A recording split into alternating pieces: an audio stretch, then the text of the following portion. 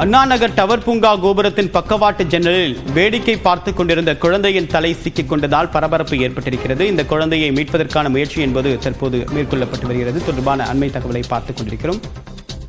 பதற்றம் அடையாமல் குழந்தையின் பெற்றோர் அந்த குழந்தையின் தலையில் லாபகமாக மீட்டிருக்கின்றனர். விவரங்களுடன் இராம் செய்தியாளர் செல்வகுமார் விவரம் என்ன?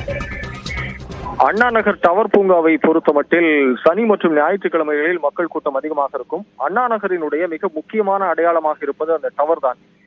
10 மாடி கொண்ட அந்த கோபுரத்தில் நின்று பார்த்தால் சென்னையினுடைய பல்வேறு காட்சிகளை ஒரு பருந்து பார்வையோடு உயரத்தில் நின்று பிரமிப்பாக பார்க்க முடியும். இதற்காகவே பலரும் விரும்பி வருவார்கள்.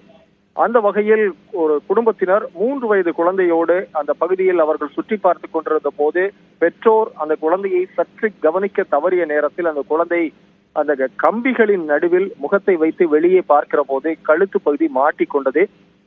சுமார் ஒரு 15 நிமிடங்கள் அந்த குழந்தை தலையை வெளியே எடுக்க முடியாமல் அழுத காட்சி பலரையும் அதிர்ச்சி அடைய வைத்திருக்கிறது. அப்போது பெற்றோர் முயற்சி செய்தும் கூட அது நடைபெறவில்லை. எனவே பக்கத்தில் இருந்தவர்கள் மிக லாவகமாக பதட்டம் அடையாமல் அந்த குழந்தையினுடைய கழுத்து மற்றும் தலைப்பகுதியை எந்தவித காயமும் இல்லாமல் வெளியே எடுத்ததன் விளைவாக தற்போது குழந்தை பத்திரமாக மீட்கப்பட்டிருக்கிறது. ஏற்கனவே டவர் பூங்காவை பொறுத்தமட்டில் ஆரம்ப காலகட்டங்களில் அது பார்வையாளர்களுக்காக திறந்து வைக்கப்பட்டது. ஆனால் பல ஆண்டுகளாக மூடியிருந்தது.